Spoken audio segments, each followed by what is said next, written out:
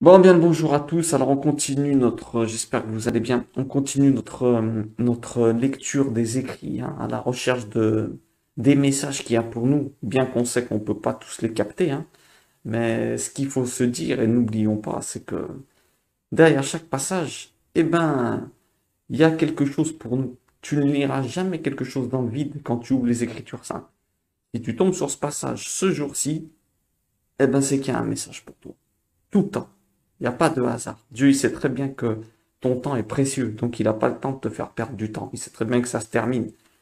Alors il n'a pas le temps de te faire perdre du temps. Quand tu te consacres à lire, quand tu prends ton temps et tu te dis, allez, j'essaie de me rapprocher de Dieu, eh ben il aura toujours un message à te donner. Alors qu'est-ce que je veux dire? On en est où? On en est à l'évangile de Luc, hein. C'est l'annonce de la naissance du Christ. L'annonce de la naissance du Christ. Attention, on a Marie, une jeune fille, hein, 17 ans, à ce qui paraît, elle avait 17 ans à peu près. Il y en a qui disent 14, bon, je pense qu'on ne sait pas, hein. Et elle reçoit la visite d'un ange, l'ange Gabriel, qui vient lui dire, tu vas avoir un enfant. Un enfant. Alors écoutez bien, je vais vous lire le texte et on va voir un petit peu ce qu'on peut apprendre et voir un peu dans ce texte. Alors, et au sixième mois, l'ange Gabriel fut envoyé par Dieu dans une ville de Galilée nommée Nazareth. Alors qu'est-ce qu'on a dit déjà? On avait dit que quand on lit un texte, ce qui est intéressant, si on veut passer à un niveau de compréhension au-dessus, il faut aller prendre les noms propres, les noms des choses, et aller voir la signification originale en hébreu. Pourquoi? Parce que ça nous donne des indications, puisqu'on sait que les noms en hébreu ne sont pas des noms, mais ce sont des assemblages de lettres, hein, des assemblages de lettres qui donnent la signification de la chose. En hébreu, par exemple, Kelev, ça veut dire chien, qui veut dire comme le cœur. Pourquoi? Ben parce que le chien il est très affectif, très émotionnel. Vous voyez ce que je veux dire? Il rentre dans notre cœur. Bon, bref. Alors on commence.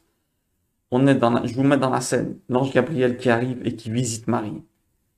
Et au sixième mois, l'ange Gabriel fut envoyé par Dieu dans une ville de Galilée nommée Nazareth. Sixième mois, on sait que le 6, c'est le nombre le jour de la création de l'humain. Le 6, le septième jour, c'est le dernier jour de la création. Donc le 6 veut dire qu'on va rentrer dans un nouveau cycle, une nouvelle ère. On est juste avant juste avant le 7. Ça veut dire que on rentre dans un nouveau système. Qu'est-ce que c'est que ce système? Eh ben, c'est que Dieu était en silence pendant 400 ans, il n'avait envoyé aucun prophète, rien du tout. Et là, d'un coup, il a envoyé. Qu'est-ce qu'il a envoyé? Jean-Baptiste et le Christ. Alors là, on arrive à la fin des 400 années de silence. Donc voilà, sixième mois, on arrive dans le 7, la fin du cycle du silence de Dieu. Alors l'ange Gabriel.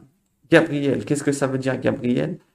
Ça veut dire la force de Dieu. Chaque fois que vous voyez elle dans un nom, hein, chaque fois que vous voyez elle dans un nom, elle, Gabriel, Daniel, Michel, eh ben ça veut dire Dieu. C'est le diminutif de Elohim, d'accord? Elohim qui signifie Dieu en hébreu, hein. Donc Gabriel, force de Dieu, la force de Dieu. Qu'est-ce que ça signifie? Eh ben ça signifie que l'ange, il vient avec la puissance de Dieu, d'accord? Alors, il fut envoyé par Dieu dans une ville de Galilée. Galilée, ça vient de Gilgal, qui veut dire le rond-point. C'est une ville où il y avait beaucoup de croisements de personnes, une sorte de carrefour. Vous voyez ce que je veux dire? Une ville de Galilée. Le Christ, il va arriver dans un endroit en plein rond-point où il y a du passage dans tous les sens. Ça veut dire qu'il est ouvert à tout le monde. C'est intéressant, hein, Galilée, Gilgal, le cercle, le rond-point. Nommé Nazareth. Alors, je continue dans ma prise de tête, hein, j'espère que je ne prends pas la tête à vous dire les noms. Nazareth. Nazareth, ça vient de quoi, Nazareth? Ben, Nazareth, il faut savoir que ça vient de plusieurs choses. Nazareth, ça vient de racines de caché, de rejeton. Rejeton, quelque chose de mal vu. Nazareth, ils étaient mal vus, les Nazaréens. En fait, ça vient de la racine de Nazar, qui veut dire garder, se consacrer, nazir, hein, on est nazir et consacré, qui veut dire également veiller, ça veut dire se consacrer et veiller. Là, on va dire que une chose qui est intéressante, c'est qu'à l'époque de Antiochus, il y a une chose qui nous dit que il y a des personnes qui avaient fui de Jérusalem, qui étaient partis, hein, on parle de 150 ans avant le Christ. Et donc, qu'est-ce qu'ils ont fait? Ben, ils sont partis, ils sont montés dans le nord, hein, dans le nord du pays promis, et ils se sont installés à Nazareth pendant cette période d'occupation. Et donc, ils avaient appelé ça Nazareth, hein. Pourquoi? Ben, parce qu'ils s'étaient dit, nous, on est des rejetons. On est des rejetons, on vient d'en bas en vérité. Ils avaient dit, bah nous, et c'est une des hypothèses, hein, que soi-disant, eh ben, ils s'étaient dit, bon, nous, on n'est pas des gens de Galilée, on n'est pas d'ici. Donc, on est des rejetons, notre souche, elle est en bas, d'accord? Elle est en Judée, c'est-à-dire là où il y avait Jérusalem et tout ça, ok? Donc, alors, on continue. Ça vient, petite précision, ça vient aussi de rejeton en hébreu, on dit netzer. Ça veut dire que netzer, c'était également ce que les prophètes dans l'Ancien Testament, ils avaient annoncé. Et je ferai un rejeton. Dieu avait dit qu'il donnera un rejeton à la descendance de David. Donc, Natsar, vous avez vu toutes les significations qu'il y a en même temps. Il y a de quoi. Je vous invite à creuser si ça vous intéresse, hein. Vous allez voir que ce n'est pas un hasard tout ce qu'on est en train de raconter là. Bon, alors on continue. Alors, l'ange, il arrive. L'ange Gabriel, la force de Dieu, arrive dans une ville nommée Rond-Point, hein, un lieu où ça passe dans tous les sens.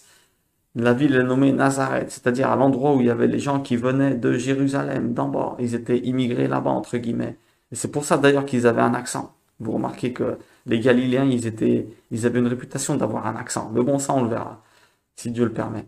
Alors, il est envoyé à une vierge. Vierge, attention, ça, on le verra je pense, dans une autre vidéo.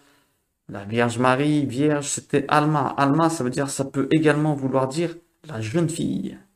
Là, et là, ça change pas mal de choses, hein. Bon, ça change pas mal de choses, non, parce qu'on sait qu'elle est jeune, mais vierge, jeune fille, c'est de la racine de Alma Olam, qui veut dire caché.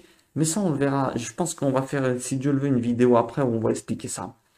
Alors, à une vierge fiancée à un homme dont le nom était Joseph. Joseph, celui qu'on ajoute, hein, Joseph qui vient d'ajouter, de la maison de David. David, le bien-aimé, David.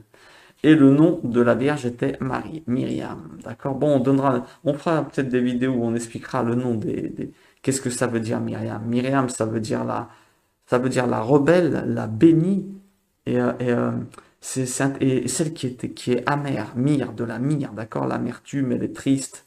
Donc on a une femme qui a ce mélange, Myriam. Myriam, il y a l'eau dedans, hein, c'est Maïm, c'est la racine de Maïm, c'est-à-dire qu'elle est bénie, elle a de la bénédiction, hein, l'eau. C'est quelqu'un qui est béni, hein. Les maris autour de vous, observez si on vous ment, hein. Marie, euh, euh, elle est bénie. Marie, elle est bénie, c'est quelqu'un qui est béni, qui a de la tristesse, mais c'est quelqu'un aussi qui a beaucoup de caractère, d'accord?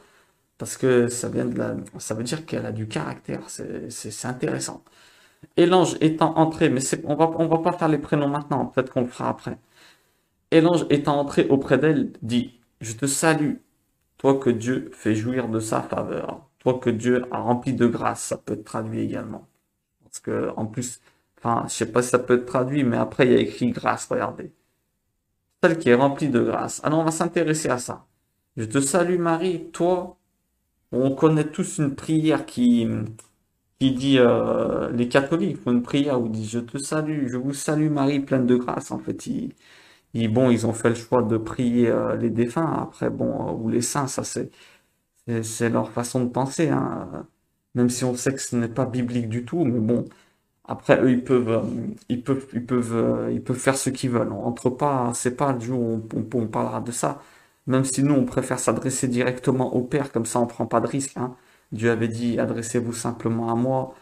Donc, bref, ce n'était pas le sujet. Alors, le sujet, c'est très intéressant. Qu'est-ce que c'est que cette histoire de grâce? On va s'intéresser à la grâce. On entend souvent parler de grâce, la grâce de Marie, qu'est-ce que c'est que la grâce? Et donc, c'est intéressant de savoir qu'est-ce que c'est que cette histoire de grâce? Qu'est-ce que ça veut dire Marie et la grâce? Alors attention, ça signifie, on sait très bien que grâce, ça peut vouloir signifier plusieurs choses.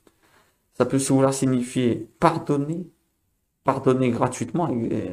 On gracie un prisonnier parce qu'il a fait des bêtises, non pas parce qu'il le mérite, mais parce c'est un acte de entre guillemets, gentillesse, de bonté de notre part. On le gracie gratuitement sans qu'il répare ce qu'il a fait. Vous comprenez? Donc, elle est pleine de grâce. Ça voudrait dire que Marie, elle est graciée, malgré qu'elle a fait quelque chose qu'il fallait pas. Ah, attention, c'est intéressant de voir la chose comme ça. Mais on va réfléchir parce que c'est pas exactement ça. Grâce, ça veut dire faire ça veut dire faire une faveur à la personne. En fait, Marie, par son bon comportement, elle a trouvé, comment dire, elle a réveillé la grâce de Dieu. Que Dieu lui fasse une faveur, elle a gagné sa faveur. Voilà pourquoi, bah, il lui confie une grande mission. La mission, c'est de faire venir son fils à travers elle. Mais si l'ange de Dieu dit qu'il lui fait grâce, écoutez bien ce que je vais dire. Bah, ça signifie que malgré son exemplarité, malgré qu'elle était exemplaire comme femme, eh ben, elle a eu besoin d'une grâce de Dieu. Ça veut dire qu'il lui pardonne quelque part quelque chose, qu'il lui pardonne quelque part ses péchés, même s'ils sont minimes. Qu'est-ce que ça nous indique? Eh ben, ça nous indique que tout le monde fait au moins une faute ou deux dans sa vie. Il ne faut surtout pas croire qu'on fait pas de faute parce qu'on fait de mal à personne. Parce que, oh, moi je fais de mal à personne, ou, mais oui, mais si tu ne fais pas du bien non plus, si tu n'es pas acteur à faire le bien, t'es chez toi, tu fais de mal à personne, tu dis rien. Mais si t'es pas acteur à faire des sourires autour de toi, si t'es pas un acteur, eh ben quelque part, le Christ il avait dit, vous serez la lumière du monde.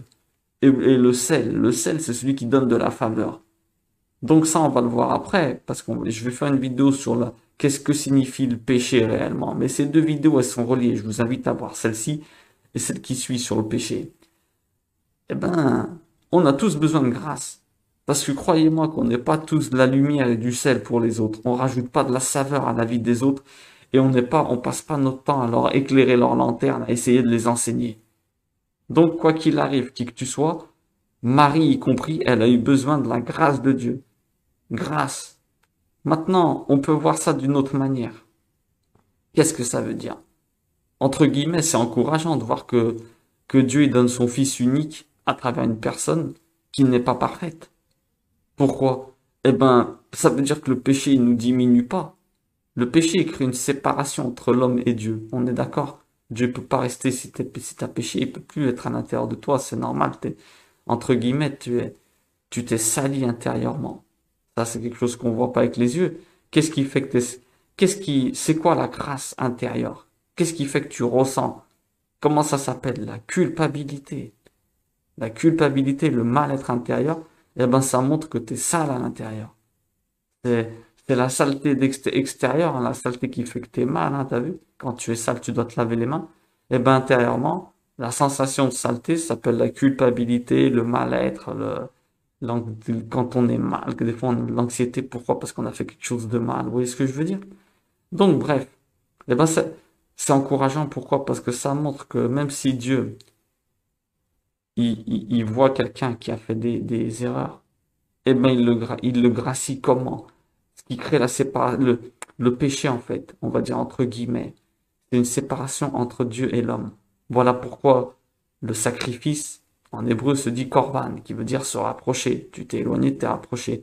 Ce qui fait que t'es un pécheur. Eh ben, c'est pas que t'as péché en vérité. Ce qui fait que t'es un pécheur, c'est que tu restes dedans et que tu veux pas revenir en arrière, ou alors que tu dis que c'est pas un péché, tu le renies. Donc là, on a une chose intéressante.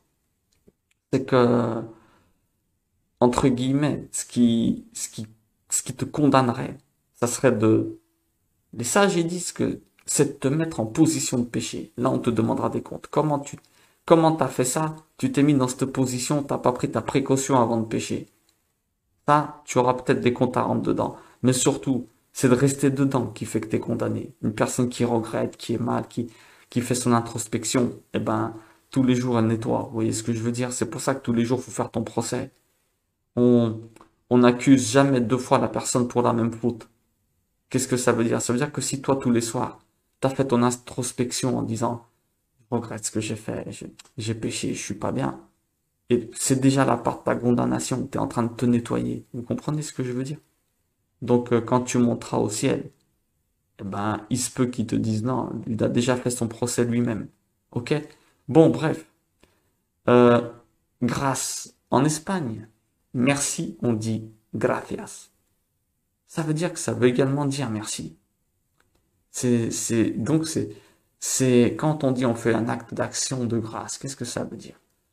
Ça, c'est des termes très, très courants dans les églises, je le dis pour que vous le compreniez.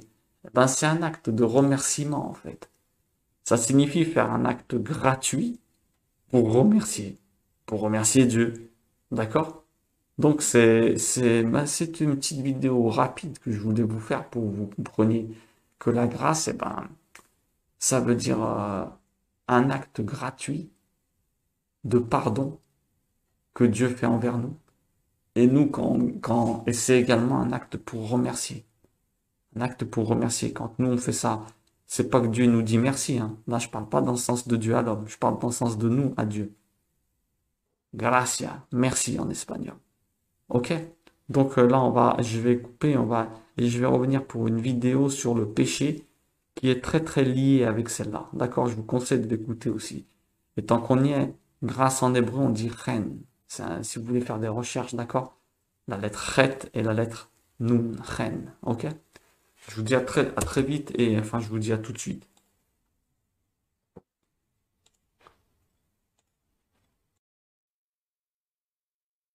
Bon, bienvenue à tous hein, pour le deuxième cours de la journée, hein. Je vous invite à aller voir celui d'avant sur Marie pleine de grâce parce que celui-ci c'est la suite et vous risquez de rater quelques éléments et ça serait dommage. Donc, c'est des petites vidéos courtes que je pense que c'est rapide à écouter et peut-être que vous apprendrez des choses ou peut-être que vous savez déjà. Enfin, je vous le souhaite. Alors, on continue notre lecture des Écritures. On est dans Luc 1, 26, l'annonce de l'ange Gabriel à Marie. Hein, il lui annonce qu'elle va avoir son fils, le Christ. Et donc, on essaye de voir un peu là. Je vous lis le texte comme d'habitude. Je vous lis et on va essayer de développer un petit peu qu'est-ce que c'est que cette notion de péché. Parce on a l'impression que le péché, c'est... Bon, et je rentre pas dans les détails. Je vous lis le texte. Alors, c'est parti. Alors, hop. Au sixième mois, l'ange Gabriel fut envoyé par Dieu dans une ville de Galilée nommée Nazareth. Ça, on a tout expliqué, le nom des villes et tout dans la vidéo d'avant. À une vierge fiancée à un homme dont le nom était Joseph, de la maison de David. Et le nom de la vierge était Marie. Et l'ange étant entré auprès d'elle dit, Je te salue, toi que Dieu fait jouir de sa faveur. Le Seigneur est avec toi, tu es bénie entre les femmes. Et elle, le voyant, fut troublée à sa parole, et elle raisonnait en elle-même sur ce que pourrait être cette salutation. Et l'ange lui dit, Ne crains pas, Marie, car tu as trouvé grâce auprès de Dieu. Alors là, il y a des mots-clés qu'on va utiliser. Grâce, hein, d'accord? Elle a trouvé grâce auprès de Dieu, d'accord? Dieu te fait jouir de sa faveur. Faveur, grâce, on avait dit, la grâce, en fait, c'est faire une faveur gratuite, d'accord? Je gracie un prisonnier, on avait vu dans la vidéo d'avant, je gracie un prisonnier, ben, ça veut dire que gratuitement, je te dis, sors, même si t'as pas rattrapé ton erreur, ok? C'est gracier quelqu'un sans qu'il le mérite forcément. Et voici, tu concevras dans ton ventre et tu enfanteras un fils et tu appelleras son nom Jésus. Il sera grand et sera appelé fils du Très-Haut. Et le Seigneur Dieu lui donnera le trône de David, son père. Et il régnera sur la maison de Jacob à toujours, et il n'y aura pas de fin à son royaume. Et Marie dit alors, comment ceci arrivera-t-il, puisque je connais pas d'homme? Et l'ange répondant lui dit, L'Esprit Saint viendra sur toi, et la puissance du Très-Haut te couvrira de son ombre. C'est pourquoi aussi la sainte chose qui naîtra sera appelée fils de Dieu. Et voici Élisabeth, ta parente, elle aussi a conçu un fils dans sa vieillesse. Et c'est ici, au sixième mois, pour celle qui était appelée la stérile. Car rien ne sera impossible à Dieu. Et Marie dit, Voici l'esclave du Seigneur, qui soit fait selon ta parole. Et l'ange se retira d'auprès d'elle. Bon, alors qu'est-ce qu'on va regarder là? Très très intéressant. Hop, alors je vous dis tout de suite, je vous mets le texte hein, comme ça. Hein. Comme ça, vous avez en fond, vous avez le texte. Alors, une chose intéressante. On avait dit que si l'ange arrive en disant, tu as trouvé grâce auprès de Dieu, on avait dit que la grâce, ça voulait dire obtenir quelque chose gratuitement sans qu'on le mérite. Ça voulait également dire remercier, ce qui est intéressant. Donc, ça voudrait dire que Dieu, pour remercier Marie, Ça voudrait dire d'une part que Marie a fait des péchés dont elle n'est pas consciente. Ça voudrait dire que Marie a fait des péchés dont elle n'est pas consciente, puisque c'est quelqu'un de tellement bien que ça devait être quelqu'un qui devait faire des introspections tous les soirs sur elle. Donc il devait demander pardon. On sait très bien que quand tu demandes pardon, le péché est pardonné. Et si tu essaies de réparer, bien entendu. Et ce qui est intéressant, c'est que quand on demande pas, entre guillemets, quand on demande pardon, si tu as fait une erreur, tu demandes pardon avec Dieu. Ça, c'est, si tu veux, comment te dire, revoir ta relation avec Dieu pour casser la brisure qu'il y a eu avec lui. Mais une chose qu'il faut te dire, c'est que si tu as blessé une personne, Dieu va te dire, ok, mais c'est la personne d'abord qu'il faut aller voir. D'accord? Pour rattraper un péché envers quelqu'un, faut pas aller voir Dieu et dire, ciao, Dieu, occupe-toi de lui. Non, c'est à toi d'y aller. Bon, c'était une petite parenthèse. Alors on continue. Marie, il se peut que Dieu a fait ça pour, entre guillemets, je dis bien entre guillemets parce que Dieu n'est pas là pour nous remercier, hein. Mais il s'est dit, tiens, tu mérites une reconnaissance par ton comportement. Ça devait être la plus grande des femmes. Pourquoi? Parce que, pour que Dieu choisisse de donner son fils à cette jeune fille, c'est vraiment que c'était quelqu'un d'énorme. Donc oui, c'était la plus grande des femmes, c'est clair et net. C'est elle qui a eu l'honneur de porter, excusez-moi, je suis en train de remettre la chaise. C'est elle qui a eu l'honneur de porter le Messie en elle. Bon, bref, on va droit au but. Qu'est-ce que ça veut dire péché? Parce qu'on entend péché, on croit que c'est quelque chose de mauvais, on dit ouais, c'est quelque chose de mal, mauvais, c'est quand on fait un acte mauvais. Mais il faut que vous sachiez une chose, oui, quand on fait un acte mauvais, ça s'appelle un péché. Ok, ok, qu'est-ce que c'est qu'un péché? Il faut, il faut que vous cassiez un peu ce que vous avez appris dans votre tête. Péché, en hébreu, chata, d'accord? Qu'est-ce que ça signifie? Eh ben, ça signifie rater la cible, même en grec, hein, d'accord? Rater la cible. Alors là, ça change tout. Parce que c'est pas uniquement faire quelque chose de mauvais, entre guillemets, faire du mal, même si le mot mal n'est pas exactement ça en hébreu, bref. En fait, ça signifie s'écarter du chemin, tu rates la cible. Ça veut dire que tu t'es écarté du chemin que Dieu l'a prévu pour toi. Tu es en direction de la mauvaise cible. Dieu, il a prévu une cible pour toi, la flèche, c'est toi. D'accord? Eh ben, ça veut dire que la flèche, c'est toi ou tes actions. Toutes tes actions, elles vont dans la direction de la cible qu'il faut pas. Qu'est-ce que c'est que la cible? Eh ben, la cible, c'est facile à savoir ce que c'est. Une cible a plusieurs cercles, de petits points au milieu, le mille, comme on dit. Qu'est-ce que c'est? Eh ben, c'est la fin de ta vie. C'est arrivé auprès de Dieu. Tu reviens à l'origine de la cible, le milieu, tu vois. Tu reviens. Le but, c'est que tu t'écartes pas. C'est que toutes les flèches que tu vas tirer dans ta vie, eh ben, elles aillent dans la direction de celle-là pour se rapprocher le plus près à chaque fois. Donc, qu'est-ce que ça veut dire? Ça signifie s'écarter du chemin que Dieu a prévu pour nous faire atteindre notre potentiel maximum. T'as un chemin dans ta vie, t'es en train de marcher. Et Dieu, il a prévu des cadeaux à droite à gauche chaque fois que tu marches. Si tu t'écartes de ce chemin, qu'est-ce qui va se passer? Eh ben déjà, tes cadeaux, tu vas pas les trouver. Et tu vas être complètement perdu. Parce que tu sauras même pas d'où tu viens ni où tu vas. T'as un chemin qui va tout droit de là où t'es venu, tu vas revenir. Si tu ne suis pas ce chemin, eh ben, tu auras des problèmes. Il y en a qui vont faire des tours dans les chemins des autres ou qui s'attardent à regarder les chemins des autres. Si tu prends le chemin d'un autre, t'as pas compris. C'est que lui, il avait ses cadeaux à prendre dans son chemin. Si ces cadeaux, ils sont pas pour toi, tu les garderas pas. Tu vois ce que je veux te dire? Et si tu prends le chemin que lui, c'était le chemin de l'autre, eh ben, qu'est-ce qui va se passer? Ben, quand tu passeras, lui, il aura déjà pris les cadeaux. Donc, tu vas vivre complètement vide. Vous comprenez ce que je veux dire? En fait, ça signifie s'écarter du chemin que Dieu l'a prévu pour te faire atteindre ton potentiel et arriver jusqu'à lui. On est d'accord? Je t'indique la preuve, hein. Euh, Jésus nous dit qu'il faut être la lumière du monde et le sel du monde. Qu'est-ce que ça veut dire?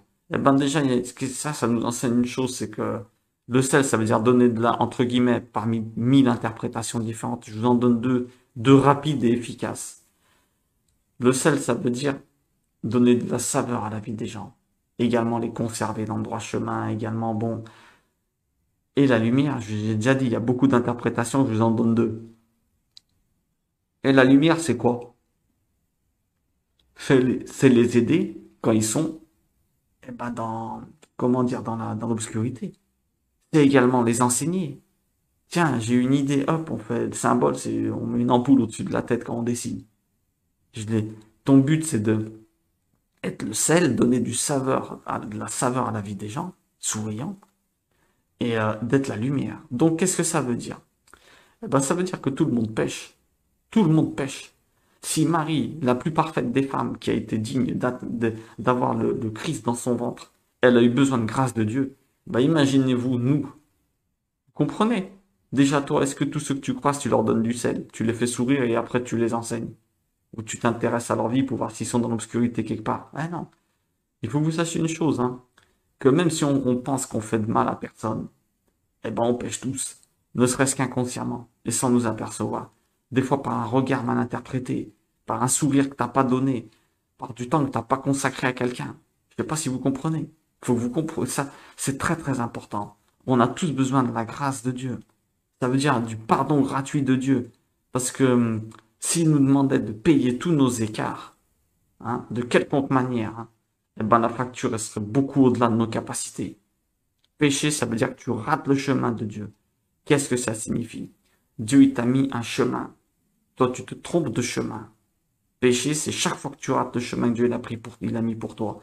Par exemple, j'avais dit dans une vidéo avant et je le répète, si Dieu, il a mis dans ton cœur de faire médecin et toi, tu décides de pas faire parce que, je sais pas moi, en fait, non, on va prendre l'exemple à l'envers. Si toi, Dieu, il t'a mis à cœur d'être jardinier, par exemple, et tu te forces à être médecin parce que par culpabilité, tu te dis, tiens, je peux y arriver, je vais sauver des gens. Eh ben, tu es en train de pécher. Pourquoi? Parce que tu rates le chemin que Dieu il a prévu pour toi. Dieu il t'a donné des goûts selon tes aspirations, selon tes goûts, ton intériorité, c'est pour que tu les suives. T'as pas les goûts dans le vide, la plupart tu les as même pas choisis. Donc c'est des indicateurs qui t'indiquent le chemin à suivre, tu comprends? C'est des indicateurs qui t'indiquent le chemin à suivre. Et si tu les suis pas, bah, tu es en train de pécher. Pécher, ça veut pas dire que tu fais du mal, ça veut dire que tu rates la cible. Tu rates le chemin que Dieu a mis pour toi. D'accord? Vous comprenez ce que ça veut dire? C'est, maintenant, c'est pour ça que repentir en hébreu, on dit teshuva. Qu'est-ce que ça signifie? Ça signifie faire retour. Tu reviens dans ton chemin. Tu reviens dans le chemin que Dieu avait prévu pour toi. D'accord? Et tu reviens dans la direction de la ligne d'arrivée qui est, on a dit, ce qu'il y a au milieu, c'est-à-dire finir près de Dieu. Le but de la vie, bah, c'est de finir le plus proche de Dieu possible. Vous vous rendez pas compte? Le but de la vie, d'arriver à savoir qui tu es, en fait. Dieu, entre guillemets, Dieu reste caché. Bah, pour que toi, tu arrives à découvrir ton chemin. Sinon, ta vie, elle a aucun intérêt. Je sais pas si vous comprenez. Si on te donne tout comme ça, là, bah, il n'y a pas de, entre guillemets, il n'y a pas d'intérêt. Vous voyez ce que je veux dire? Et surtout qu'il ne te force pas. Très important pour ton libre arbitre qui ne te donne pas tout. C'est à toi de choisir. Donc, il faut faire très attention parce que voilà, on peut dire que péché, c'est rater une double cible. Même plus, même triple. C'est rater tous tes potentiels. C'est rater ton bonheur parce que il y a uniquement quand tu savoureras les cadeaux qui étaient pour toi et de voir ton élévation qui causera ton bonheur intérieur et extérieur. Bah, extérieur, pas tellement, mais intérieur surtout. Et bien entendu, le but, c'est d'arriver au point central de la cible, c'est-à-dire Dieu, l'origine, d'où tu viens. Ok? Donc, quand vous entendrez ta péché, ben, des fois, il se peut que tu pêches, tu t'en rends même pas compte, t'as radé quelqu'un, tu savais même pas. Donc, on a tous besoin de grâce. Et n'oubliez pas, qu'est-ce qu'il faut faire? Si Marie, elle a besoin de grâce, on a tous besoin de grâce. Donc, écoutez, et n'oubliez pas que c'était la plus grande des femmes. Donc, je vous donne une petite astuce pour être, pour vider le dossier des péchés tous les soirs. Et ben, comme on a dit dans la vidéo d'avant, fais introspection sur toi tous les soirs. Tu dis, tiens, j'ai fait ça, c'est pas bien. Je vais essayer de réparer, je vais faire ça. Parce que dans les cieux, il se peut qu'on condamne jamais deux fois pour la même faute. Donc si toi, tu as fait ton procès là en bas, il se peut que quand tu montes, quand les anges accusateurs, ils diront, il a fait ça. Eh ben, il se peut que les anges, les bons anges, les anges blancs, ils diront, mais non, regarde, il s'est déjà repenti. Et la culpabilité, c'était justement la sentence qu'il a eue à cause de ça. Donc voilà pourquoi Dieu, des fois, il nous envoie des épreuves. Parce que son but, c'est qu'on finisse à côté de lui. C'est nous remettre dans le chemin qui nous amène dans notre bonheur et qu'on finisse à ses côtés. Vous comprenez? C'est pas qu'il a peur d'être tout seul, c'est que c'est toi qui vas te retrouver tout seul. Et si tu es dans un autre chemin, Dieu il t'a fait pour être heureux. Voilà pourquoi il utilisera certainement tous les moyens qu'il faut pour te faire revenir dans ton chemin et que tu finisses à lui. Pourquoi? Eh ben parce qu'il t'aime plus que toi, c'est ton père. Il t'aime beaucoup plus que toi. Un père aime à un niveau inimaginable son enfant. Nous, on sait même pas. Il y en a qui, enfin, il y en a. Nous, des fois, on se permet de l'oublier, mais lui, il est tout le temps en train de penser à nous. Ok? Alors n'oubliez pas, pécher, c'est pas forcément faire quelque chose de mauvais, répugnant, mal à quelqu'un. Tu pêches à chaque fois que tu rates la cible que Dieu a prévue pour toi. Il se peut que tu pêches en ne faisant pas un sourire à ta mère quand tu te lèves.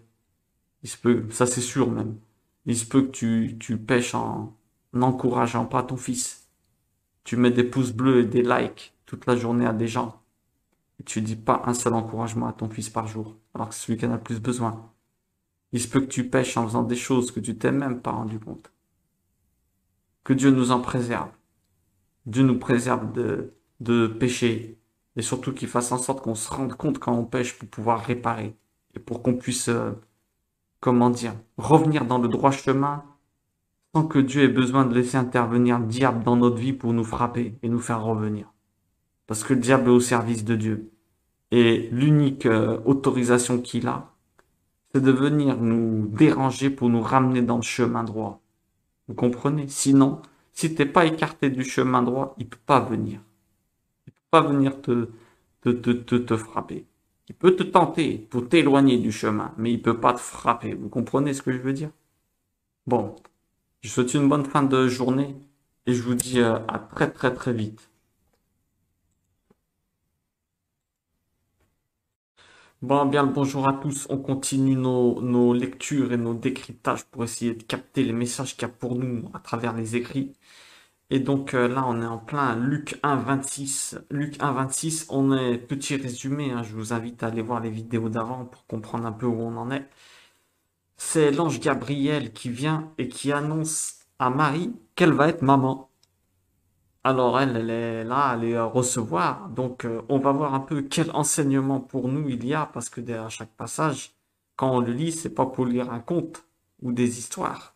Bien qu'on peut prendre notre livre pour raconter des histoires. Bien entendu, il s'adapte à tous les publics. Aux enfants, on peut s'adapter. Mais il y a également une partie de message. Alors on va aller voir un peu cette histoire. Comme d'habitude, je, je vous lis le texte et on regarde un peu ce qui nous réserve.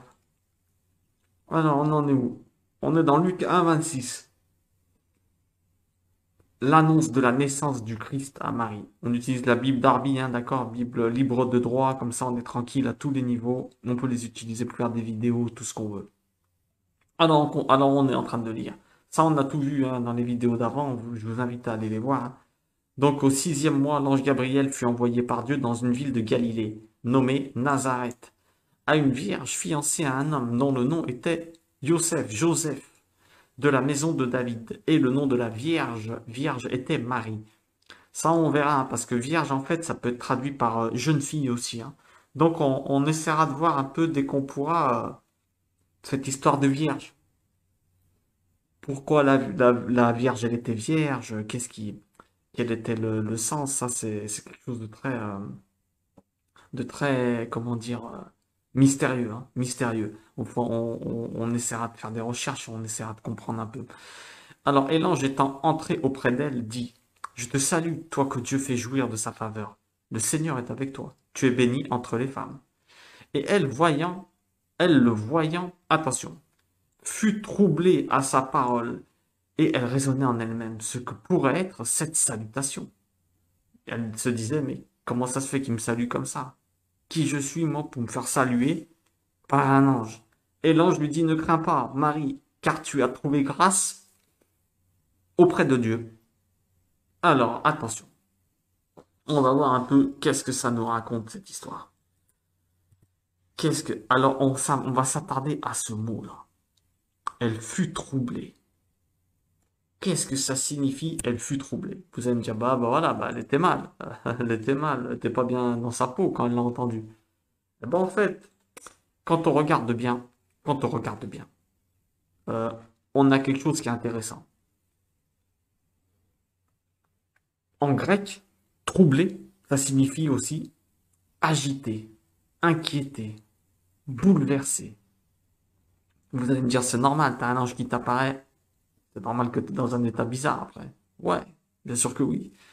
Mais en effet, comme tous les grands personnages, qu'est-ce que on peut dire? Comme tous les grands personnages dans la Bible et tous les grands dans la vie de tous les jours, hein, eh ben, l'humilité, pourquoi elle est troublée, pourquoi elle était agitée, ça l'agitait, elle est inquiète en fait. C'est pas troublé du genre, ouais, je suis troublé, ouh là là, il y a un ange qui est venu. Le mot, il signifie aussi agité et inquiète. Pourquoi elle est inquiète? Ben parce que, comme tous les grands personnages de la Bible, quand ils sont appelés pour partir dans leur mission, eh ben, ils se sentent pas à la hauteur. Elle se dit, moi. Et pourtant, elle sait très bien, elle est issue de la famille qui, justement, peut donner naissance au Messie. Alors quand elle l'a vu, elle dit, ouh là là, c'est moi. C'est moi, parce qu'elle savait que ça allait être un descendant de David, vous voyez ce que je veux dire? Un mélange de la famille d'Aaron. Elle s'est dit, waouh, moi et Joseph, on correspond aux critères. On correspond aux critères. Donc, qu'est-ce qui va se passer? Alors là, elle a pris peur. Elle était agitée, inquiète et bouleversée. Voilà ce que ça, le mot en grec, ce qu'il veut dire. Donc, ça nous enseigne quoi? Elle se dit, je vais pas être à la hauteur de ce qui m'attend. Ça nous enseigne que si on ne se sent pas capable d'agir pour Dieu, eh ben, c'est un bon signe.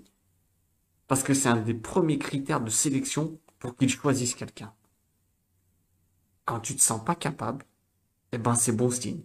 Quand par exemple, tu sais que tu dois intervenir dans une situation de ça, tu te dis, oh, moi, je suis pas capable. Eh ben, c'est très bon signe. Quand à l'intérieur de toi, ça bouge et tu sens que tu dois faire quelque chose. Tu commences à culpabiliser, tu te dis, waouh, non, si je vis cette situation, il faut que j'intervienne. Ou si je suis en train de vivre ça en ce moment, il faut que je prenne des résolutions. Eh ben, c'est très bon signe. Pourquoi? Parce que c'est justement des personnes comme ça que Dieu choisit.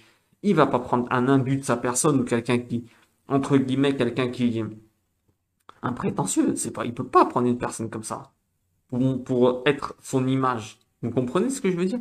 C'est obligatoire que tu aies de l'humilité et qu'au début, bah, peut-être tu doutes, tu te dis, waouh, c'est peut-être pas moi. Ça nous enseigne quoi alors? Eh ben, c'est que c'est très bon signe. Parce que Moïse, il y arrivait ça, Gédéon, il y arrivait ça, Jérémie, il y arrivait ça, Jean-Baptiste, tout, ils sont tous passés par cette étape.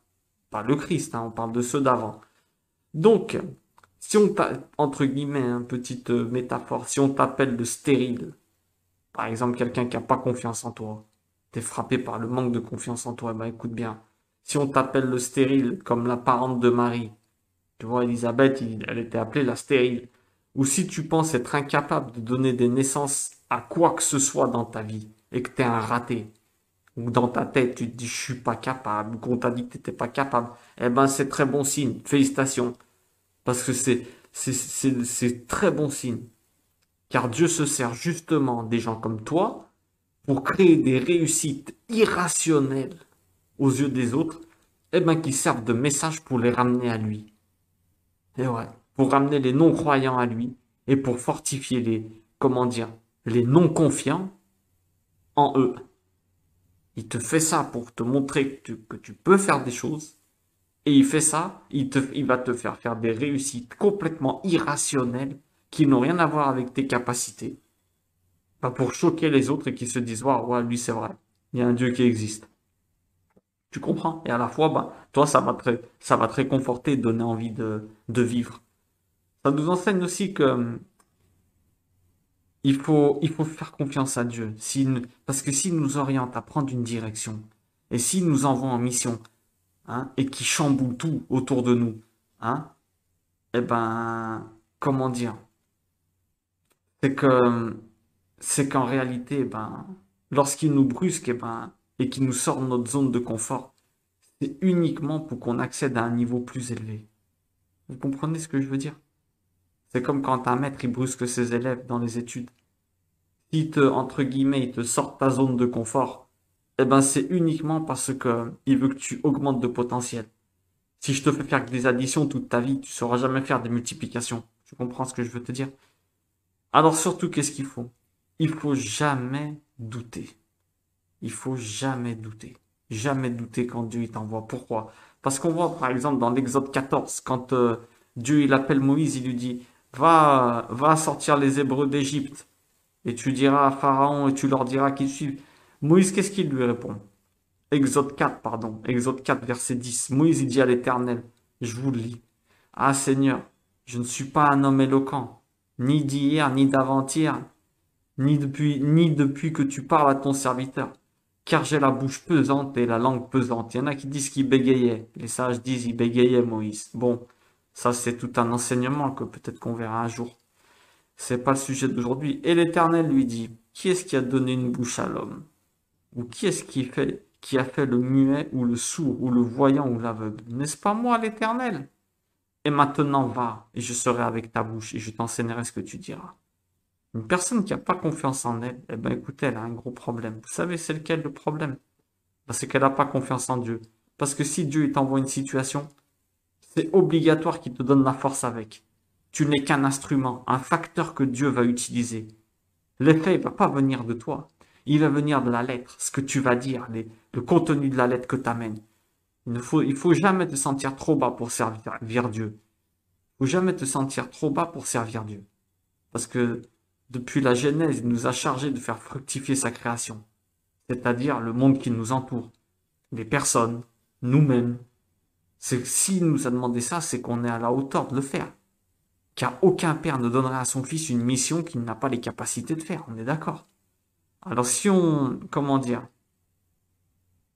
si on ne repousse pas constamment nos limites, malgré qu'on se sente mal à l'aise, hein, et qu'on est mal dans notre peau, eh ben on se condamne à régresser et à perdre ce qu'on a déjà. Alors on mènera une vie bien en dessous de celle que Dieu avait prévue pour nous, en vivant une victoire. Eh ben tu auras envie et tu t'autoriseras à accéder à un niveau beaucoup plus élevé. Et c'est exactement ça que Dieu demande. Évoluer non-stop. Car autour de nous, eh ben, le monde, il évolue. Donc, si tu n'agis pas, eh ben, tu régresses forcément. Pourquoi? Parce que le monde, il évolue. Tu rates le train en marche. Il faut constamment être en évolution pour pouvoir interagir dans le monde. Pourquoi? Parce qu'il évolue. Et tu devras répondre constamment à des besoins nouveaux des personnes. Pourquoi? Pas parce que les personnes, ne serait-ce que tes enfants, tout ça, ils évoluent aussi. Tu peux pas rester avec le même niveau.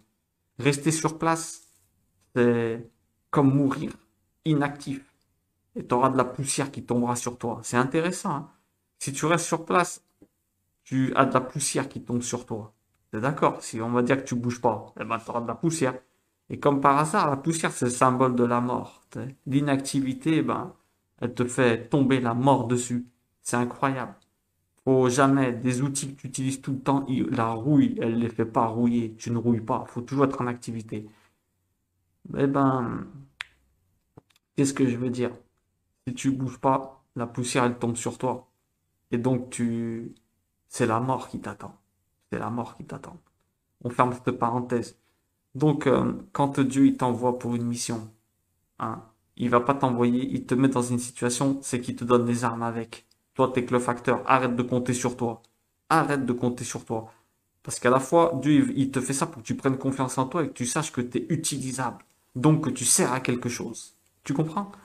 Tu sers à quelque chose, et ouais. Même si c'est pas avec ta force, c'est servir Dieu. Tu sers Dieu. Et qu'est-ce qui doit te remplir plus le cœur que de servir Dieu? Bah rien. Qui peut te dire t'es un bon à rien? Autant que je sers Dieu. Je fais un bon à rien pour toi.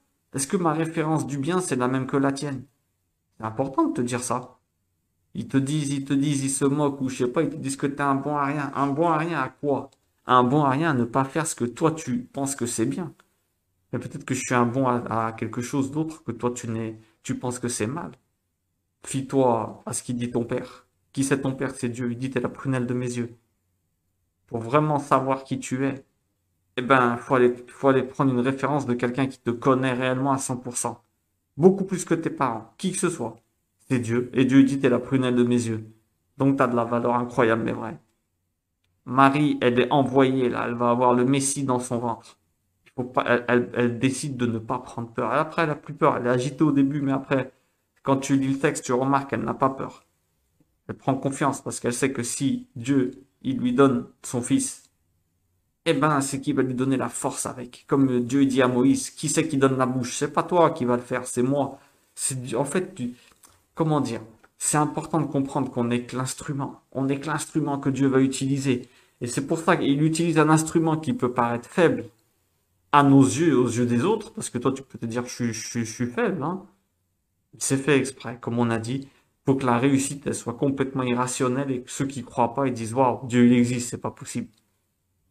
Je te dis un truc, se limiter, rester dans notre zone de confort, ben, ça revient à limiter le pouvoir d'action des bras de Dieu dans ce monde. Pourquoi? Parce que c'est nous qui sommes ses bras. C'est également, je vais aller plus profond, là, pour finir. C'est également une question d'orgueil caché. Car ne pas se mettre à l'action, tu vois, écoute bien, ne pas te mettre à l'action par peur ou timidité, ben, ça revient à croire que tu vas agir par ta propre force et tes capacités personnelles. Alors que non, alors que nous, hein, les enfants de Dieu, on sait très bien que c'est Dieu qui agit à travers nous et nous donne la force dans chaque situation que l'on vit. Et c'est pas toi qui te donne. En fait, c'est que tu te dis, j'ai pas cette force. C'est de l'orgueil parce qu'en fait, tu crois que ta force, elle vient de toi. Mais en vérité, ça vient pas de toi, comme Dieu dit à Moïse. C'est qui donne la bouche? En fait, la confiance en soi, je vais te dire un grand secret là. La confiance en soi, c'est pas de se dire qu'on est fort, qu'on va y arriver, qu'on est capable de tout, etc. La confiance en soi, c'est se écoute bien et note-la sur ton frigo, celle-là. La confiance en soi, eh ben, c'est de se dire que si Dieu nous met dans une situation, c'est qu'il va nous donner la force de la surpasser. Il sait qu'on est à la hauteur, nous déjà, on est à la hauteur d'être le bâton nécessaire pour être le canal qu'il va utiliser pour agir. Vous comprenez ce que je veux dire? Donc l'astuce pour avoir confiance en soi, eh ben, c'est justement de pas avoir confiance en soi, mais en Dieu qui donne la force. Vous comprenez ce que je suis en train de dire? Tu dois être capable de dire, moi, je suis capable de rien. Ouais, je suis capable de rien, mais ça me dérange pas. Pourquoi? Eh ben, parce que je suis capable de tout quand Dieu est avec moi. Quand je suis les plans de Dieu, je suis capable de tout. La stérilité. Quelqu'un dit que t'es stérile. Toi, ou même dans ta tête, tu penses que t'es un stérile. Eh ben, c'est loin d'être une faiblesse. C'est une puissance. Tu sais pourquoi? Parce que quand on arrive à nos limites, eh ben, c'est Dieu qui prend le relais. Écoute bien ce que je suis en train de te dire, hein. T'es capable de rien. La confiance en soi, c'est se libérer de ce poids de l'orgueil qui dit, et moi, je suis capable de rien, tu comptes sur ta force, voilà pourquoi tu penses que t'es capable de rien. Donc, t'es dans les chemins de Dieu. Écoute bien ce que je te dis. Nous, on est capable de rien. On est capable de faire beaucoup de bêtises, par contre. Ça, oui. On est capable de faire beaucoup de bien. Mais, quand, quand on est dans les chemins de Dieu, c'est sa force qui est avec nous. C'est pas nous. Donc, libère-toi de cette bêtise de j'ai pas confiance en moi. Non. Tu dis oui, j'ai pas confiance en moi. Mais à la fois, je suis capable de rien. Mais je suis capable de tout. Quand je suis les plans de Dieu, je suis capable de tout. Et je te promets, hein, que ça va aller beaucoup mieux dans ta tête si t'es quelqu'un qui a pas confiance en toi. Tu te libères d'un poids, tu dis ouais, c'est vrai. Mais quand je fais des trucs pour Dieu, je suis capable de tout. Si je suis son instrument, je serai capable de tout. Comme on voit avec Marie ici. Elle était troublée, mais après, elle va être capable de faire des choses que je sais pas si beaucoup de mères arriveraient à encaisser ce qu'elle a encaissé. Ok? Que Dieu nous donne la force de toujours nous rappeler que on est capable de rien. Mais quand il est avec nous, on est capable de tout. Ok? Voilà bien le bonjour à tous. Comme d'habitude, on continue la lecture de nos écrits pour voir un peu les messages qu'il y a derrière. Et là, on est dans un texte intéressant. On est en train de voir l'ange Gabriel quand il visite Marie, il lui dit, tu vas enfanter un fils. Et là, c'est intéressant parce que le sujet, on voit Jésus, fils de Dieu, Jésus, fils unique de Dieu. C'est des termes qui créent la polémique des fois et qui fait que les personnes qui croient que Jésus c'est le Messie, eh ben, il y en a d'autres, ils disent oui, mais c'est pas Dieu, en fait, non, c'est pas, ils disent c'est pas Dieu. Il y en a qui disent c'est pas Dieu, hein, qui pensent ça. Comme nous d'ailleurs, on pense pas que Jésus c'est Dieu, mais son fils. Mais il y en a qui disent ouais, pourquoi vous dites que Jésus c'est le fils de Dieu et c'est pas comme ça. Bref, là le texte qu'on va voir maintenant, il va nous éclairer un peu sur cette histoire, une petite lanterne. Qu'est-ce que c'est que cette histoire, Jésus fils de Dieu? Comment ça? Et nous, qu'est-ce que c'est que ça? Alors on a l'ange Gabriel qui vient visiter Marie et il lui dit, écoutez bien, une jeune fille de 17 ans qui reçoit la visite d'un ange, et l'ange il lui dit, et voici tu concevras dans ton ventre, et tu enfanteras un fils, et tu appelleras son nom Jésus. Il sera grand et sera appelé Fils du Très-Haut. Tiens, c'est là on a l'appellation Fils du Très-Haut. Et le Seigneur Dieu lui donnera le trône de David son père. Bon là, au passage, on voit la puissance de la métaphore biblique, hein. Il lui donnera le trône de David son père. David, c'est pas son père, on est d'accord, c'est le descendant de David. Donc quand on dit père, c'était le descendant. On sait très bien que le père du Christ, c'est Joseph, le père ici sur terre, et que l'autre père du Christ, c'est Dieu. On est d'accord. Donc, alors, fils du Dieu très haut, qu'est-ce que c'est que ça? Fils du Dieu très haut. Alors déjà, il faut que vous sachiez une chose, comme on a vu dans la vidéo d'avant. Je pense pas qu'un seul des personnes qui sont chrétiennes, hein, bon, on s'estime pas dans ce rayon de croyance, mais je pense pas. C'est les chrétiens surtout qui disent que Jésus, c'est le Fils unique de Dieu. Première chose qu'il faut vous dire, c'est qu'aucun frère ne pense que Dieu, Dieu nous en préserve, hein, et qui me pardonne de dire ça, hein, pense que Dieu est le Père génital ou progénital du Christ. On est en train de parler de la notion hébraïque. Qu'est-ce que ça veut dire? Ben, c'est celui qui construit. C'est comme quand on te dit tu es le fils de la nation. Ça ne veut pas dire que tu es le fils de la France. Je ne sais pas si vous comprenez. Dieu nous en préserve de penser quelque chose comme ça, qui que ce soit. Donc, quand on dit fils de Dieu, Jésus fils de Dieu, eh bien, il faut que vous sachiez une chose. C'est qu'il est fils de Dieu comme toi et comme nous, on est tous fils de Dieu. On parle du terme hébraïque, d'accord? De le construit de Dieu, Ben, d'accord? Donc, qu'est-ce que ça veut dire? Eh ben, ça veut dire une chose intéressante, c'est que tu dis que tu es le fils de Dieu, on dit qu'on est le fils de Dieu. Mais alors pourquoi on dit Jésus, fils unique de Dieu? Fils unique de Dieu, mais pourquoi? Mais parce qu'il est unique dans son genre. Il est unique dans son genre, le Christ, à tous les niveaux. Sa naissance, sa mort, sa vie. C'est l'unique fils de Dieu qui n'a jamais péché. Il mérite quand même l'appellation de fils unique. Vous êtes d'accord avec moi, non? Donc voilà pourquoi on dit fils unique. Mais ça n'empêche pas que toi, tu es un fils de Dieu aussi. C'est d'ailleurs une des raisons pour lesquelles il y a eu toutes ces histoires à son époque. Parce que lui, quand il est venu, eh ben, c'était un des premiers à appeler Dieu papa. Abba, papa. Alors les religieux, et certains religieux et certaines personnes ont dit, mais qu'est-ce que tu nous racontes, toi? Tu appelles, c'est un manque de respect. Tu appelles Dieu papa. C'est une des raisons pour laquelle le Christ est venu dans ce monde. Justement, pour montrer qu'on est des enfants de Dieu. Dieu veut une relation d'enfant avec nous, de père à enfant, pas de père à serviteur ou d'esclave. Il faut pas vous tromper là-dessus. Dieu veut vraiment que tu t'adresses à lui en disant papa. Quand les apôtres sont venus voir le Christ, ils lui ont dit, comment enseigne-nous à prier. Ceux qui suivent Jean-Baptiste, Johanan, il dit, ceux qui le suivent, ils savent prier, nous enseignons à prier. Souvenez-vous bien, quelles ont été les premières phrases du Christ?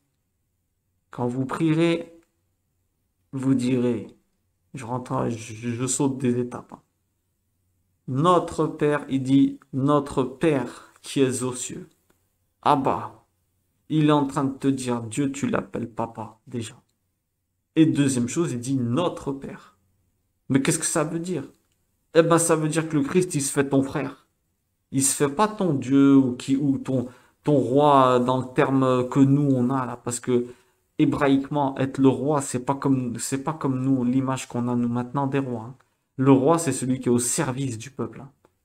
C'est différent. C'est pas comme nous maintenant, c'est pas celui qui se fait révérer le roi. La preuve, le Christ, il avait les pieds. Bon, c'est un autre sujet. Il dit notre Père. Qu'est-ce que ça veut dire? Eh ben, mathématiquement et logiquement, ça veut dire que le Christ, il se fait ton frère. Il dit notre Père. Ça veut dire que si lui il te dit Dieu, c'est ton Père, eh ben, ça veut dire que lui, c'est ton frère. Oui ou non? Donc voilà pourquoi il n'y a même pas à se casser la tête. Ne vous cassez pas la tête. Nous sommes tous enfants de Dieu.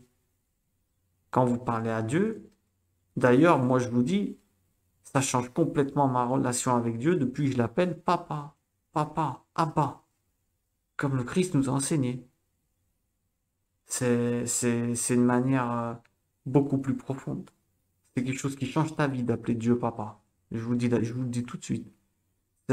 Tu rentres tout de suite tu as beaucoup plus de sentiments et d'émotions et tu rentres dans une proximité différente que si tu l'appelles Dieu, Seigneur. Vous voyez ce que je veux dire?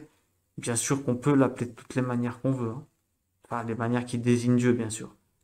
Mais je vous conseille d'expérimenter, d'appeler Dieu Papa. Et vous allez voir ce que vous allez ressentir. C'est d'ailleurs ce que le Christ est venu nous enseigner. Dieu veut une relation de papa avec nous. Et c'est pour ça que nous, quand on dit Jésus, fils de Dieu, oui, c'est notre frère. Fils unique, oui, parce qu'il est unique en son genre. Qui est-ce a été aussi parfait que lui? Personne. Il mérite ce titre de fils unique. Ok? Quand on dit fils, c'est dans le sens hébraïque. Attention. Ne vous trompez pas là-dessus. C'est, c'est très important parce qu'on a tendance à ou idolâtrer le Christ ou alors, comment dire, pas assez le respecter ou dire mais non, c'est un enfant de Dieu, comme nous, vous comprenez? Mais à un niveau beaucoup au-dessus du nôtre. Pourquoi? Bah, parce que par rapport à la vie qu'il a menée, tout ce qu'il a fait, et tout ce qu'il continue à faire, et ce qu'il continuera à faire après. On est d'accord? Bon, je vous laisse avec vos réflexions et, et réfléchissez bien. Et au passage, tant qu'on y est, quand vous priez, hein, très important. Le Christ il nous a enseigné à prier le Père. Alors ne prenez pas de risques. Euh, Personnellement, faites ce que vous voulez. Mais moi, je prie uniquement Dieu. Dieu et rien d'autre. Le Christ, il est venu, il t'a enseigné comment prier. Il a dit quand on prie, faites notre Père. Il n'a pas dit un saint ou qui que ce soit. Il faut aller directement au Père, ok? Comme ça, on prend moins de risques. C'est mon avis personnel, que chacun fasse ce qu'il veut, mais je décide d'écouter le Christ, ok? Allez, je vous dis à très bientôt et n'oubliez pas, on est tous enfants de Dieu. C'est très important qu'on se mette ça dans notre tête.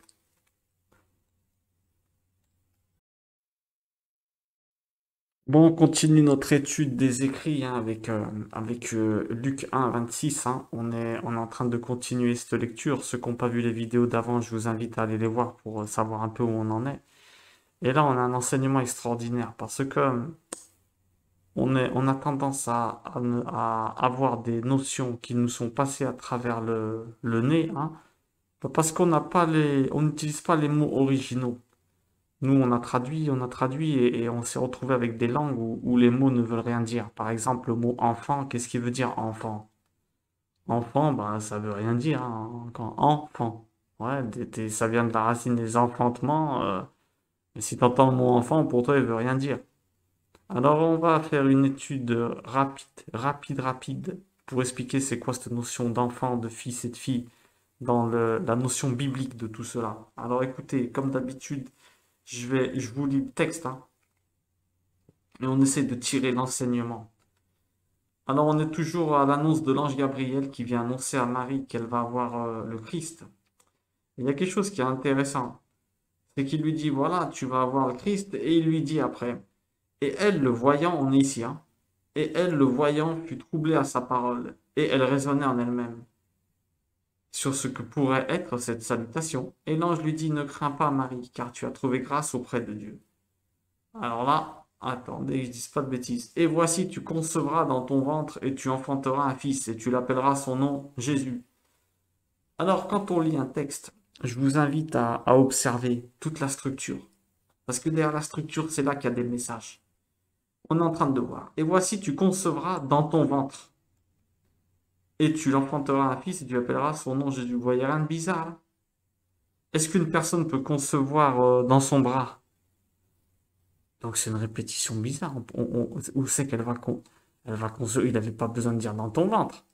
Et voici, tu concevras et tu enfanteras un fils. Pourquoi il y a cet ajout de ce mot en ton ventre? Là, chaque fois que vous tombez sur un truc bizarre comme ça, là, il faut vous dire un mot comme ça, bizarre, c'est pas normal. C'est une sorte de, comment dire, une redondance, hein. Je descends en bas, d'accord, je monte en haut, tu concevras dans ton ventre. Qu'est-ce que ça nous enseigne? Il faut que vous sachiez une chose. En hébreu, le mot enfant se dit ben. D'accord? J'explique tout ça dans le cours d'hébreu. Si vous ne l'avez pas vu, je vous fais un petit résumé. On sait que l'éducation, c'est de la répétition, donc on ne se répétera jamais assez. En hébreu, on dit ben. Les enfants, on dit yeled, des enfants. D'accord? C'est un mélange de. En hébreu, on sait que les noms, ils signifient les choses, ils signifient les caractéristiques des choses. Par exemple, quand c'est pas comme nous des assemblages de lettres qui veulent rien dire. Ah, enfant, eux non, ben, ça vient de la racine de bana, ça veut dire construction. Ton fils, c'est quelque chose que tu vas construire. D'accord? C'est ce que tu construis. C'est une pierre, ce que tu vas construire. D'accord? Les pierres, on dit avben, le mélange du fils et du père, avben. C'est une pierre que tu vas laisser dans ce monde, ton fils. Tu vas le construire. Mais à la fois, c'est lui qui va te construire aussi. Pourquoi? Eh bien parce que, comment dire, les enfants doivent beaucoup aux parents, bien sûr que oui. Parce que les parents, ils les amènent dans cette vie. Mais il faut vous dire une chose, c'est que les parents doivent beaucoup aux enfants aussi. Pourquoi? Parce qu'ils les permettent de se perfectionner pour la fin de leur vie, justement. Un enfant, il te permet de, à la fois que tu es en train de l'éduquer, tu es en train de travailler tes nerfs, tes cris, vous voyez ce que je veux dire? Les deux construisent l'un l'autre. C'est pour ça que l'enfant se dit Ben, d'accord? En hébreu, Ben, bah, vous l'avez entendu mille fois dans les noms. Je sais pas moi, François Ben Slimane. Ben, c'est-à-dire le fils de, d'accord? Et en araméen, on dit bar, d'accord? Bar, bon, il y a une petite nuance entre les deux qu'on va pas traiter maintenant, mais bar, en araméen, bar mitzvah, le fils de la mitzvah, Ben, d'accord? Ben en hébreu, bon.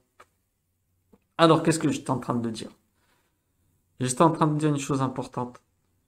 C'est que bibliquement, attention, je vous dis tout de suite, bibliquement, eh ben, tes enfants, c'est pas que tes enfants consanguins héritiers de ton sang.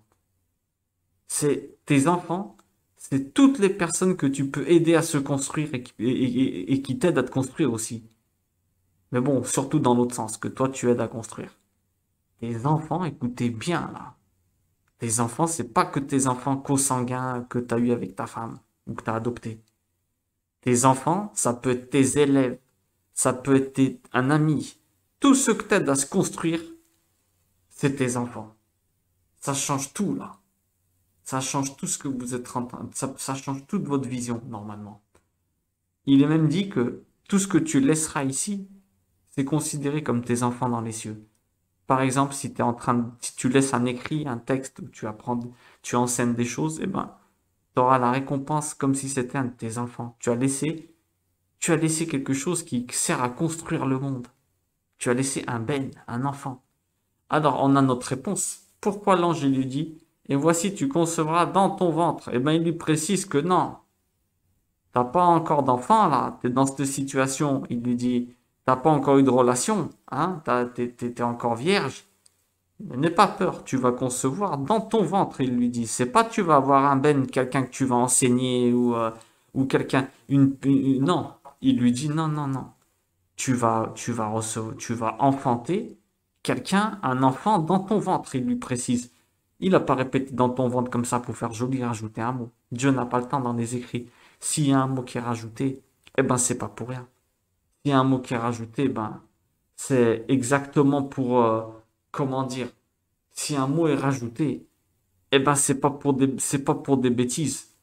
C'est uniquement pour t'enseigner que qu'il y a un message derrière. Et là, le message que c'est pour nous dire que les enfants, les bennes, c'est pas uniquement dans le ventre. C'est tout ce que tu peux enseigner et aider à construire. Tu auras des comptes à rendre pour tous ceux que tu n'auras pas, que tu auras maltraités autour de toi qui auront été tes enfants. Attention, je parle pas que de tes enfants consanguins, je parle des autres, hein.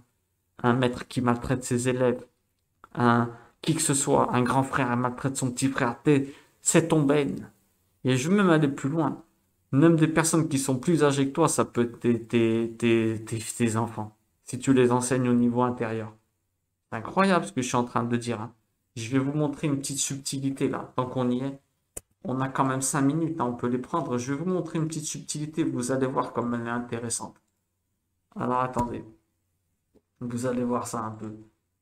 C'est en fait c'était dans le cours d'hébreu que j'ai fait, qu'on a fait, et je vous invite vraiment à aller le voir, hein, la vérité. Je vous invite vraiment à aller le voir parce qu'on enseigne pas mal de choses dedans et il faudrait vraiment comment dire que vous le voyez. Il faudrait vraiment que vous le voyez parce que il apprend pas mal de choses. Alors attendez, là je l'ai ouvert. Je pense que vous n'allez pas pouvoir le voir, mais j'aurais pu vous le mettre que vous le voyez, hein. Deux minutes si vous permettez. Je vous le mets.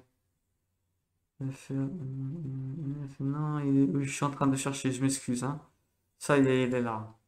Alors, je vais vous montrer une petite subtilité. Vous allez voir un peu cette exagération. Surtout si vous n'avez pas l'habitude de côtoyer l'hébreu, hein. Vous allez voir un peu cette exagération. Alors, attendez. Non, c'est pas celui-là. Je suis en train de me tromper. Je suis en train de me tromper. Hop, hop, ça y est, il est là. Alors, je vous balance un peu. Vous allez voir. C'est une petite subtilité qui est intéressante à voir. J'aurais peut-être dû m'organiser un peu mieux. Comme ça, je vous fais pas attendre. Mais bon, on n'est pas pressé, non? Surtout quand il s'agit d'apprendre des choses. Donc, alors, je vous montre quelque chose. Hop, hop, où c'est que c'est, Ben? Hop, là, c'est un peu le cours des bruits. Regardez. Alors, on a une chose intéressante. Le mot père en hébreu se dit Av. La somme numérique, c'est 3. D'accord? Parce qu'en hébreu, en hébreu, il n'y a pas il y a pas de chiffres, en fait. L'alphabet, il est alphanumérique. Les lettres, elles représentent les chiffres. Le A, c'est le 1, le B, c'est le 2, etc. Donc, quand tu lis un mot, eh ben, à la fois, tu lis un chiffre. Par exemple, David, eh ben, tu lis aussi 14 parce que le D, il veut dire 4. V, ça veut dire 6 et D, ça veut dire 4. Sachant qu'il n'y a pas de voyelle, hein. Donc, j'exagère, hein, je vous l'écris là. Donc, David, eh ben, c'est un D, V, D, hein, d'accord, David? Eh ben, c'est comme tu peux lire 14 aussi. Parce que le 4, ça représente 4. Vous avez vu ce que je veux dire? Eh ben, regardez la subtilité de l'hébreu. Ici, là, père, on dit Av. Sa somme numérique, c'est 3. Et mère, on dit M, c'est 41. Leur addition, ça donne 44. Et 44, c'est la somme numérique de Yeled, qui veut dire enfant. C'est intéressant quand même, hein. Ça valait le coup d'attendre 2 secondes, hein, ça. Si vous ne connaissez pas cette petite subtilité, vous vous rendez compte? Pourquoi? Bah parce que 3 plus 41, ça fait 44. Donc papa qui s'ajoute à maman, et ben ça donne 44, qui donne la somme numérique des enfants, Yeled. C'est quand même incroyable. Ah bon, je vous invite à faire ce petit cours d'hébreu facile si vous avez rien à faire, parce que vous allez accéder à un autre niveau après. Je vous promets un autre niveau d'entendement. Je vous dis à très bientôt et n'oubliez pas, tous les bennes, tous les enfants que tu as, si tu les maltraites ou si tu les négliges, tu auras des comptes à rendre. Tous les enfants que Dieu t'a envoyés. Et on ne parle pas uniquement de tes enfants. Bien sûr, les consanguins, c'est le plus important. Mais attention, tu auras des comptes à rendre peut-être également sur les autres. Ouvre bien les yeux, tu as beaucoup d'enfants autour de toi.